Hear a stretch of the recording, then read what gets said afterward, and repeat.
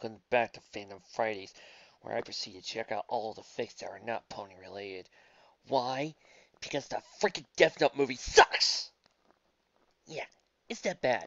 I am still pissed about it after so many days of watching it back on Monday. It's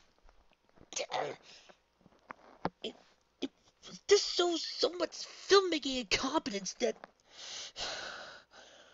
I'm going to relax here. Instead of giving you a long 90-minute rant, because I can rant about this stupid piece of direct film for ages. I want to prove a point with something here with this little fanfic, and maybe you can understand this little note I'm going to point out. As we here at the Treeberry Memorial Library are proud to present Quite Unusual by Bloody Rose 1979. Enjoy. Quite Unusual by Bloody Rose 1979. The investigation had reached a dead end with the emergence of the 13-day rule. At least, that's what the former police officers thought. Elle, on the other hand, doubted the legitimacy of this rule, was planning to test it. He knew the others would be opposed to such a test, so he wasn't going to tell them about it until preparations were complete. Elle thought he might not live to see the test through, though. Elle's thoughts were interrupted with a watery symbol appearing on the screen. Elle! Watery called out, drawing everyone's attention. What is it, Watery? Elle asked, while dropping numerous sugar cubes into a teacup. There's a call for you. Oh, who is it? It's... Long pause and still Elle. Your parents. Watery finally finished. Elle paled while Light's head shot up through an evil glint in his eye. Why would they? Elle trailed off as he nibbled on his thumb. He eventually sighed. Put them through. There's a brief sound of static as Watery connected the call. A deep baritone voice greeted, dancing Light's hopes of hearing Elle's real name. Father. Elle responded. Elle's father groaned. What did I tell you about addressing me so sentimentally?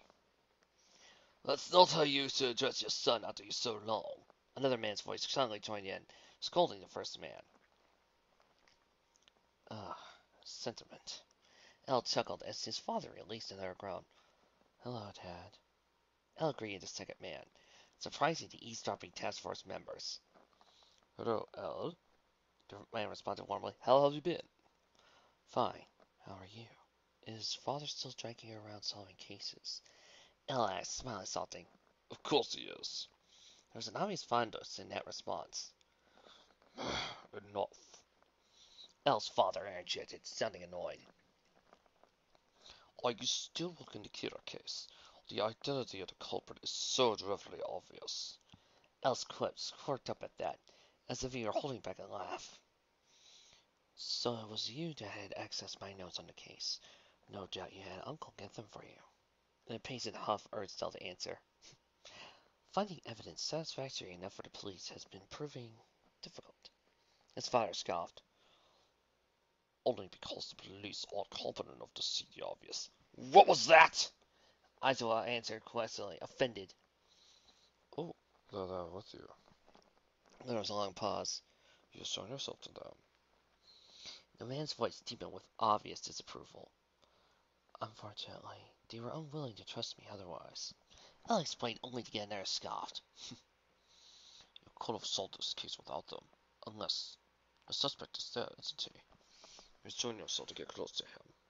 Elle glanced Light's way before responding. Yes. I'm sure you're going to see that you be together 24/7. Knowing you, a pair of handcuffs. His father continued. Yes. Wait, are you saying you handcuffed yourself to a murderer? Elle's dad spoke up, worried. I assure you I have it under control. He can't kill me with his usual method. Elle attempted to reassure the man. That doesn't mean he won't strike you with that chain if you get desperate enough. It'd be foolish of him to do so. Oh. The man's scolding face turned into a worried murmur. I'll be fine. If something were to happen to me, it'd be perfect evidence to convict him. Don't you dare sacrifice yourself for this! You'll make it out as alive, you hear me? Elle said straight at the stern, commanding tone. Yes, sir. he replied instinctively, fear showing on his face. The task force was shocked to see Al of all people being given an order, and him listening to it. Good! The man's voice was still stern, but the intensity had lessened.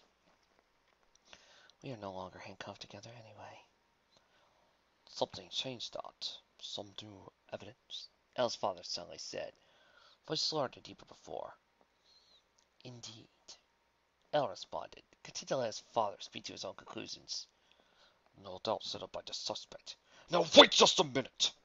Mr. Yagami suddenly stood up, staring at the screen. Are you saying my son planted evidence to make himself seem innocent? Naturally. Someone that told us it was him would do such a thing. Now see here, my son's not a murderer! And my son is not an idiot! Al's father yelled back, losing his nonchalant tone. The room fell into a tense silence. Mr. Yagami, Al's father continued, calm voice sounding once more. Don't let the sentiment cloud your judgment. Just because he is your beloved son doesn't mean he's incapable of murder. He wouldn't! Well, how do you really know your son? How long has it been since you've really talked with him? Al's dad asked, halting Mr. Yagami's protest. People change over time. Then how do you know El is the same as you remember him? Aizawa suddenly asked. You said earlier you haven't spoken in a long time. El knows that if he were to change sides, he'd have us to deal with it. He wouldn't be able to outwit me. The father sounded dangerously certain of that. Maybe one day, when you've turned senile, El said, trying to lighten the tense mood. His father chuckled softly. Don't be ridiculous.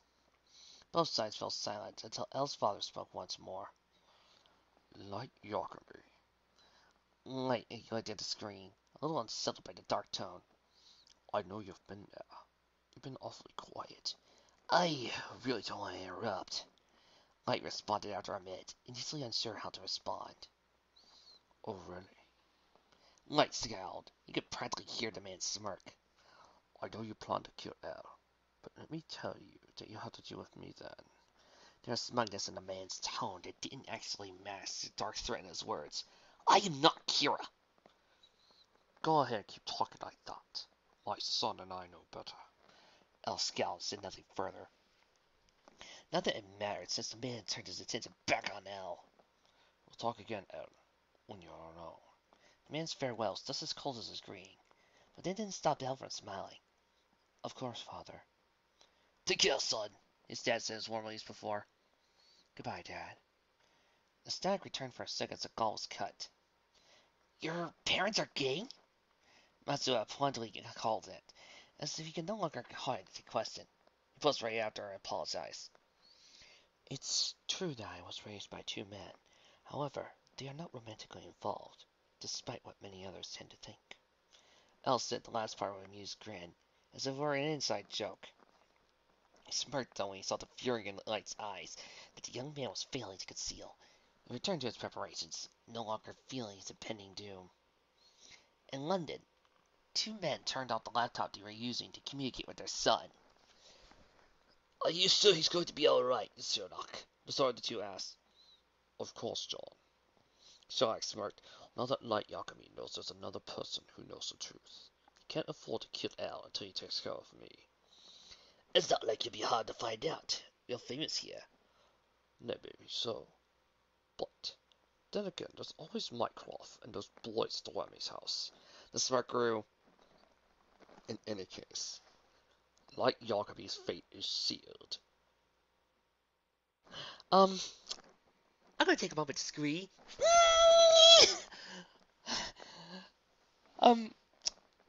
Light being Sherlock's adopted son.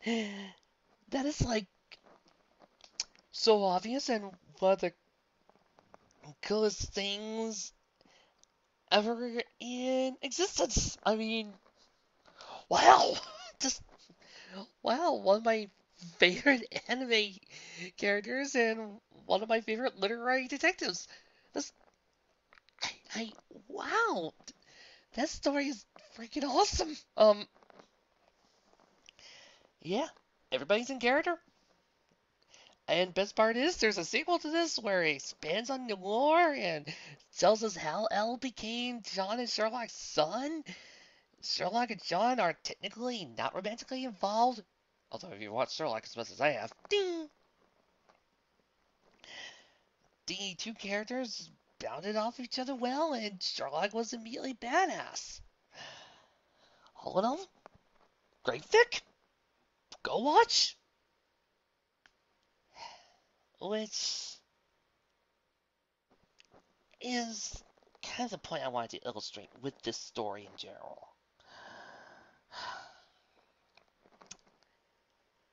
You see, for all the flack that fanfics get about it all being Mary Sue's who write down girls who write down their Mary Sue fantasies are writing down their ships going, and then Legolas took Aragorn in his manly arms and all that. There are times when you find a truly great fanfic out there and you come to a sudden realization that sometimes these fans and the writers who do these fanfics tend to get these characters better and understand these characters better than professionals. And yeah, there are sometimes reasons for this. Sadly, the most evil of them is money. They figure if they change enough, it'll appeal to a wider audience. And maybe everybody will understand it better than the original material, and everybody will think that it'll have a wider spread appeal.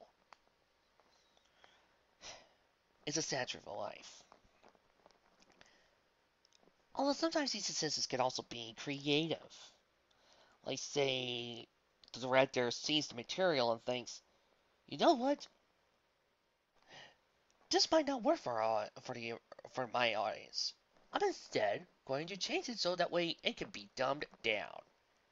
And then they talk about that audience, and then they proceed to let everybody see it from that perspective. Or sometimes they'll think, you know what? I don't see it as happening in this story. No, no, no. I think it would work better if I interpret it my way. Like an avatar.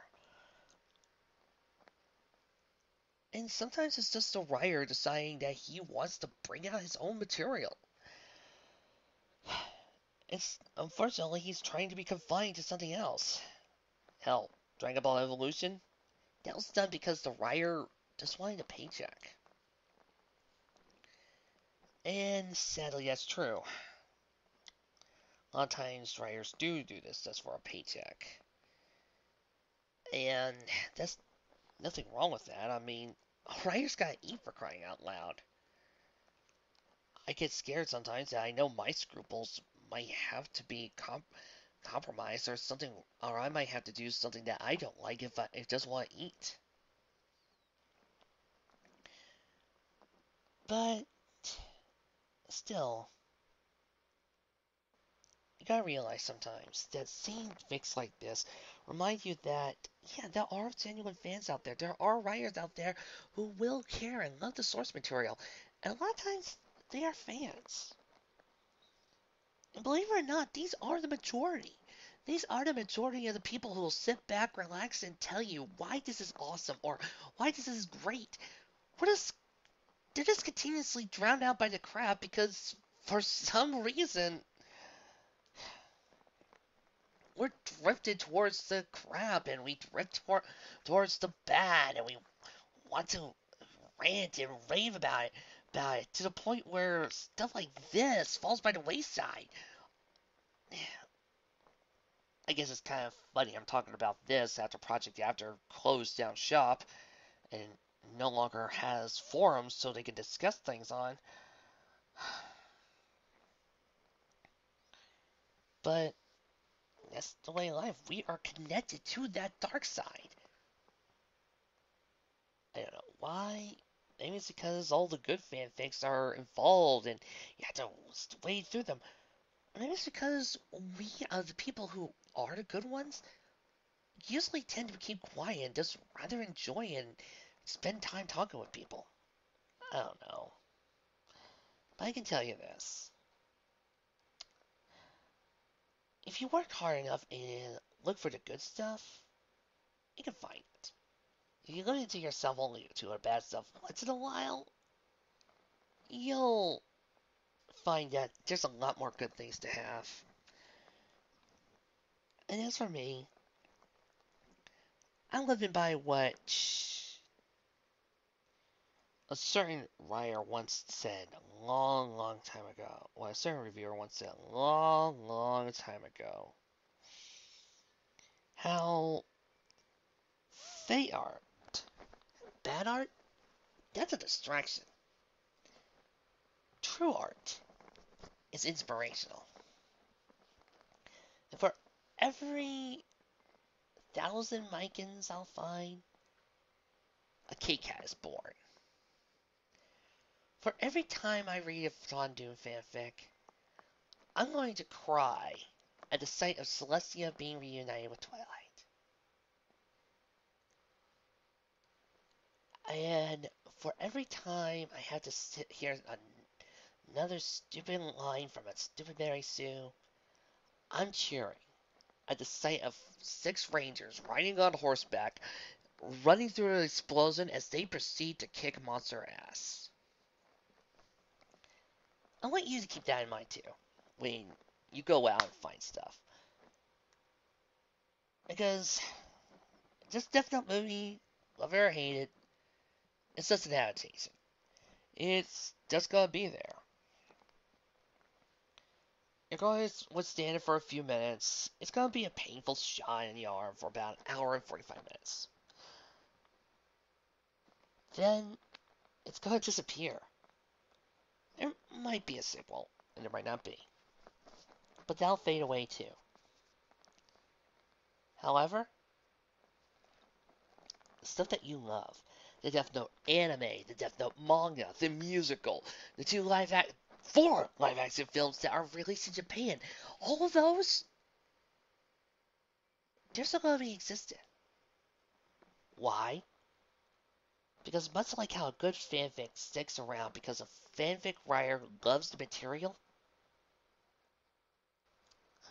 so too will this material stay. So too will those adaptations stay because those writers and artists and everybody else read and saw the material and loved it. And just wanted to genuinely put down a good story. So that's the point I wanted to make with this fic. For all the bad stupidity you're gonna see, just remember, somewhere out there, there's a fan writing something better. The best part is, if you go onto your library, all it costs is a simple library card.